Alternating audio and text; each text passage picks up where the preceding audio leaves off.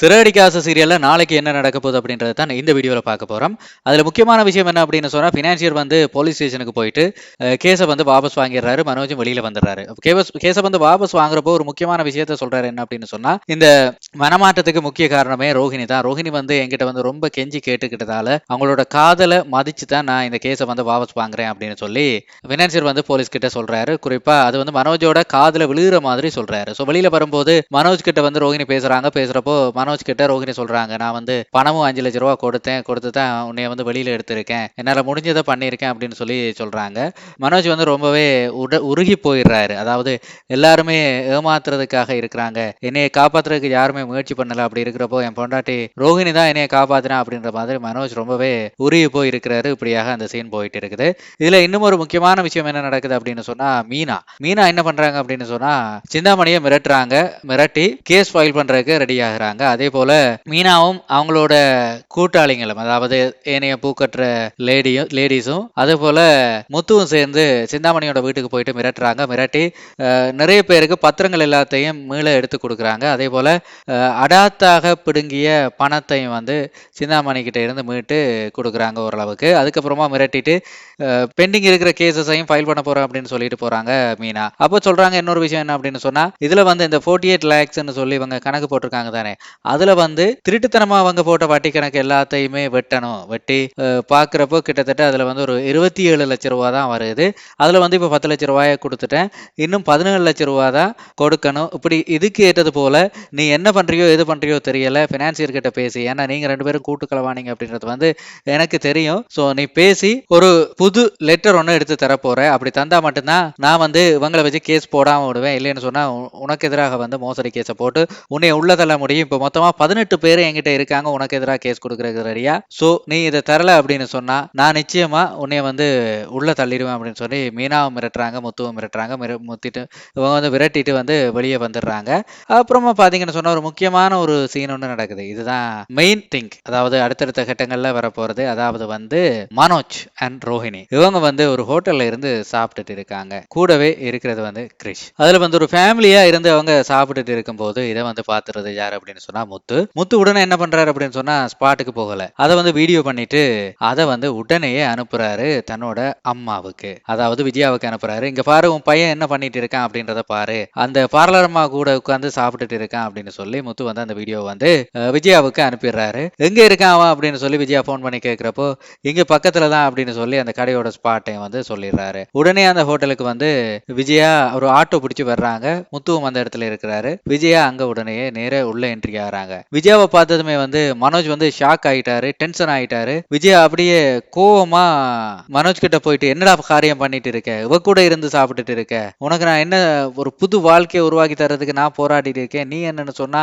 இவ கூட இருந்து இப்படி சாப்பிட்டுட்டு இருக்க அப்படின்னு சொல்லும் போது, நிறுத்தமா, என் வீட்லயே எனக்கு யாருமே சப்போர்ட்டா இல்லாதப்போ வந்து இவதான் எனக்காக இருந்திருக்கா அப்படின்றப்போ, அப்ப நான் இல்லையா உனக்கு, நான் தானே உனக்காக எவ்வளவு எல்லாம் திட்டு வாங்கினேன் அப்படின்னு சொல்லப்போ, உன்னோட பேச்சை கேட்டுதான் நான் இந்த போலி கையிலத்தை போட்டு இன்னைக்கு நான் ஜெயிலுக்கு போயிட்டு வந்திருக்கேன், இதுக்கு காரணமே நீ தான் அப்படின்னு சொல்லி விஜயாவை பார்த்து மனோஜ் வந்து சொல்லிடுறாரு. விஜயா ரொம்ப மனசொடிஞ்சு போயிடுறாங்க. ஏன்னா விஜயா என்னதான் தில்லாலங்கடி வேலையெல்லாம் பார்த்துட்டு இருந்தாலும் ஒருபோதும் வந்து மனோஜுக்கு அவங்க வந்து துரோகம் நினைச்சது இல்ல. சோ வளர்த்த கடா மாறல பாஞ்ச மாதிரியான ஒரு செயற்பாடு தான் மனோஜ் வந்து விஜயாவுக்கு பண்ணியிருக்காரு. அதுக்கப்புறமா அந்த சீன் அப்படியே முடிஞ்சிருது. அப்புறமா புது சீன் வருது. அதாவது வந்து அண்ணாமலையோட வீட்டுல வச்சு பேசிக்கிட்டு இருக்காங்க. அந்த ஃபேமிலியே உட்காந்து பேசிட்டு இருக்காங்க. அதுல வந்து விஜயா வந்து தலையில கைய வச்சுட்டு சோஃபால உட்காந்துட்டு இருக்காங்க.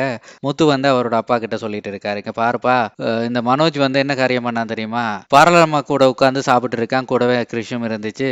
ஆனா பண்ற வந்து ரொம்பவும் சரியில்லை, இப்படி எல்லாம் பண்ணிட்டு இருக்கான். அந்த பொம்பளை திட்டமிட்டு ஏமாத்துது அப்படின்னு தெரிஞ்சும் வந்து அவ விலையிலேயே போய் மறுபடியும் விழுந்துட்டு இருக்கான். ஒரு முட்டா பயப்பா, அவனை என்ன பண்றதுன்னே தெரியல அப்படின்னு சொல்லி அண்ணாமலை கிட்ட முத்து வந்து சொல்லிட்டு இருக்கும்போது அண்ணாமலை சொல்றாரு, அவனுக்கு எது சரியோ அதை பண்ணட்டும் விடுறா, அவனை வந்து தலைமொழியை விட்டுருவோம் அப்படின்னு சொல்றப்போ விஜயா வந்து நிமிந்து பாக்குறாங்க. பார்த்துட்டு சொல்றாங்க, என்னங்க அப்படி எப்படிங்க விட முடியும், அந்த மோசமான ஏமாத்துக்காரிக்கிட்ட என் பிள்ளைய விட முடியுமா அப்படின்னு சொல்லி விஜயா கேட்கிறப்போ அண்ணாமலை சொல்றாரு, அவன் மீண்டும் மீண்டும் விட்டில் பூச்சி விளக்குல விழுகிற மாதிரி அவகிட்டயே போயிட்டு இருக்கிறான், அவனை திருத்த முடியாது, அவ கூடயே இருக்கட்டும், எக்கேடும் கெட்டு போகட்டும், அவனை பற்றி எனக்கு கவலையே இல்லை அப்படின்னு சொல்லி அண்ணாமலை சொல்றாரு. ஏன்னா என் பேரையே போலியா கையெழுத்து போட்டு ஒரு மோசடிக்காரன், அவனுக்கு ஏத்த ஒரு ஜாடிக்கு ஏத்த மூடிதான் அந்த ஏமாத்துக்காரி. சோ அவங்க 2 பேரும் ஒன்னா இருக்கிறது தப்பே இல்லை, அதுதான் யோசிச்சு பார்த்தா கூட்டி கழிச்சு பார்த்தா அதுதான் சரியா இருக்கும் அப்படின்ற மாதிரி அண்ணாமலை சொல்லிடுறாரு. அப்படி அந்த சீன் முடியுது. அங்கால பாத்தீங்கன்னு சொன்னா ஹோட்டல்ல உட்கார்ந்து சாப்பிட்டுட்டு இருக்கிற சீன் வருது. அதாவது எவ்வளவு நிறைய ஐட்டங்களை வந்து ஓட பண்ணியிருக்காங்க இல்லையா? சிக்கன் லெக் பீஸை கடிச்சுக்கிட்டு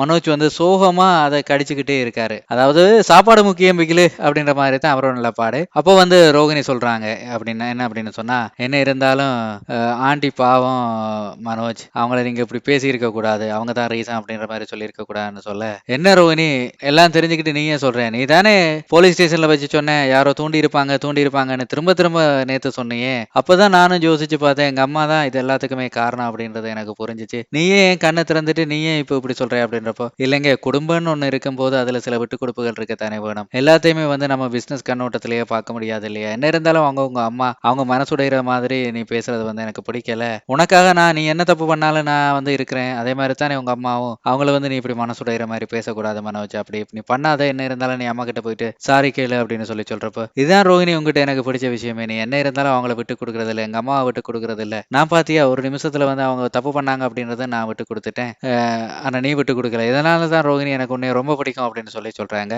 அப்போ வந்து பாத்தீங்கன்னு சொன்னா ரோஹிணி சொல்றாங்க, அதான் மனோஜ், இந்த இடத்துல நீ இன்னொன்னு யோசிச்சு பாரு, நீ என்ன தப்பு பண்ணாலும் நான் உன்னை விட்டு கொடுக்கல, அதே மாதிரி தான் உங்க அம்மாவும் நீ என்ன தப்பு பண்ணாலும் விட்டு கொடுக்கல, நீ லைஃப்ல நிறைய தப்பு பண்ணிருக்க, நீயே யோசிச்சு பாரு உன் மனசாட்சிக்கு, அப்படி இருக்கிறப்போ எல்லாம் உனக்காக அவங்க தான் உனக்கு சப்போர்ட்டா இருந்திருக்கிறாங்க, இந்த ஃபர்ஸ்ட் டைம் இந்த இதுல மட்டும்தான் அவங்க உங்க கூட சேர்ந்து ஒரு பெரிய ஒரு பிழையை விட்டுருக்காங்க, இந்த போலி கையெழுத்து விஷயத்துல அவங்களும் தப்பு பண்ணிருக்காங்க, அந்த இடத்துல வந்து நீ அவங்கள விட்டு கொடுத்துட்ட பாத்தியா, அது தப்பு தானே, சோ அவங்கள விட்டு கொடுக்காத அப்படின்னு சொல்லி ரோஹிணி வந்து சொல்றாங்க.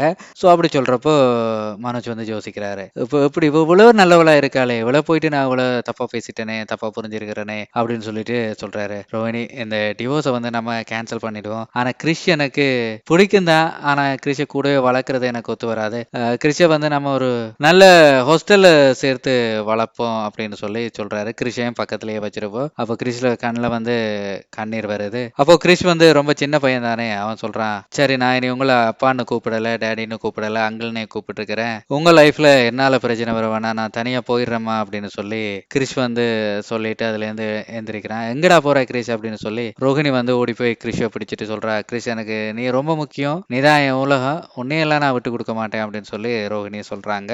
அப்ப மனோஜ் சொல்றாரு, பாரு ரோஹிணி, இப்ப கூட நீ கிறிஸ் தான் முக்கியம்னு சொல்றேன், நான் முக்கியம்னு சொல்ல தானே அப்படின்றப்போ ரோஹிணி சொல்றாங்க, இதே தானே மனோஜ், உங்க அம்மா கூட நீ என்ன தப்பு பண்ணாலும் நீ தான் முக்கியம் அப்படின்னு சொல்லி தானே நிக்கிறாங்க, உங்க அப்பா முக்கியமா நீ முக்கியமான்னு கேட்டா நீ தானே முக்கியம்னு சொல்லுவாங்க, அதே மாதிரி தானே மனோஜ் எனக்கு கிறிஷும், அதுக்காக உன்னை பிடிக்காது அப்படின்னு இல்ல, உங்க அப்பாவை உங்க அம்மாவுக்கு பிடிக்காது அப்படின்னு இல்ல, எப்படி இருந்தாலும் நீ முக்கியம்னு சொல்ற மாதிரி எனக்கு வந்து கிறிஷ் முக்கியம், அதே நேரத்துல நீயும் முக்கியம், உங்க ரெண்டு பேரும் எனக்கு முக்கியம், எனக்கு இந்த ஃபேமிலி லைஃப் முக்கியம், உங்க அம்மாவும் முக்கியம் அப்படின்னு சொல்லி எக்ஸ்ட்ராவா ஒரு பிட்டை சேர்த்தே போடுறாங்க. ஆனா உண்மையிலேயே ரோஹிணிக்கு வந்து விஜயா முக்கியம் இல்ல, ஆனா அப்படி சொன்னா தான் மனோஜை வந்து ஏமாத்த முடியும் அப்படின்றது வந்து ரோஹிணியோட கணிப்பாக இருக்குது. இப்படியாக ரோஹிணி வந்து பிளான் போட்டு ஈஸியா மனோஜோட மண்டையை கழுவிட்டு இருக்காங்க, அதாங்க பிரைன் வாஷ் பண்ணிட்டு இருக்காங்க, அது தெளிவாவே தெரியுது. அப்படியே அந்த சீன் வந்து முடிவுக்கு வர்றப்போ நாளை அப்படின்னு சொல்லி போடுறாங்க, அதுல வந்து சிந்தாமணியை வந்து அரெஸ்ட் பண்ணிட்டு போறது மாதிரி ஒரு சீன் ஒன்று மறுபடியும் வருகுது. சிறகடிக்க ஆசை சீரியலோட இந்த ப்ரெடிக்ஷன் எப்படி இருந்துச்சு அப்படின்றத வந்து கமெண்ட்ல தெரிவிங்க நேர்களே. தொடர்ச்சியான சீரியல் அப்டேட்ஸுக்கு சேனலை மறக்காம சப்ஸ்கிரைப் பண்ணிடுங்க.